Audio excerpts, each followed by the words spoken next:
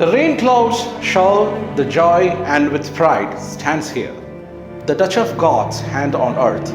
Yes, now you can see Lord Kailasha and his dwelling place, temple of Kailashanatha. Striking beauty of lightning echoed her walls, but she is rough and harder than any other monuments in this world.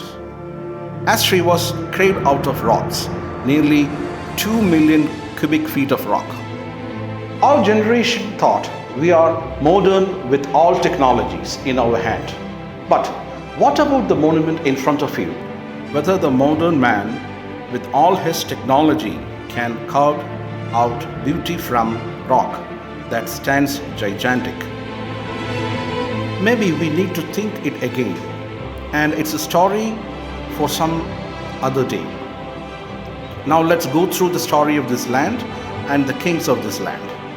No, they were not stories. They are history that made us proud.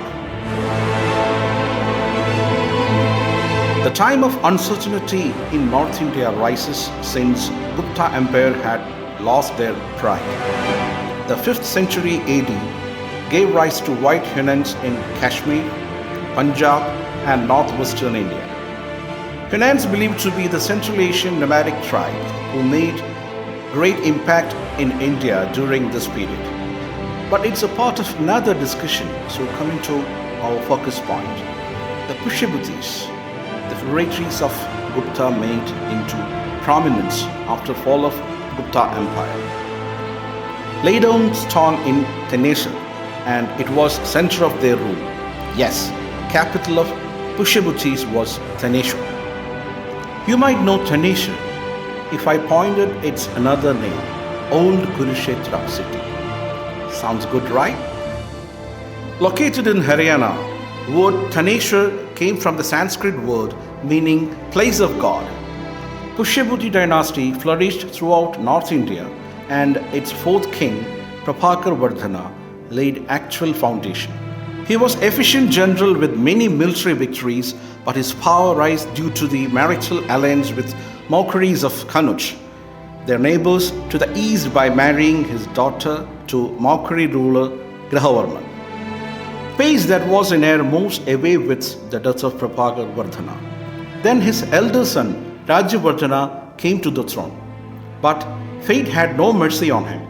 The whole dynasty falls without hope when his sister Rajyasri was imprisoned and her husband Grahavarman was killed by the ruler of Malwa, Devagupta, and Shashanka, the ruler of Gauda. The time of dilemma rises whether he needs to sit on his throne and protect his own kingdom or to start a campaign to save his sister.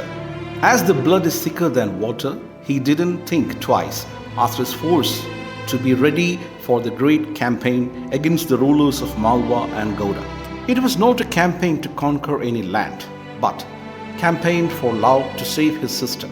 He was an able ruler and efficiently battled against his opponents.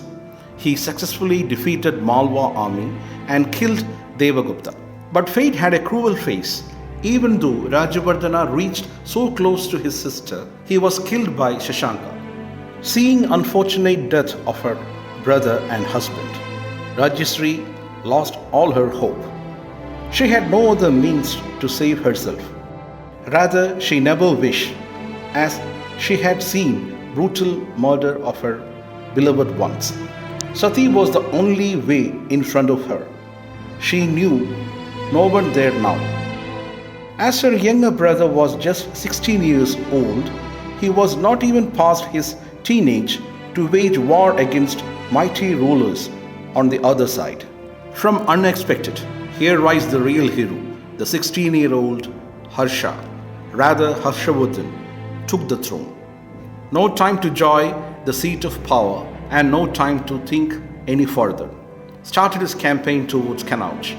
He didn't show any maturity of a teenager when he was in the battlefield.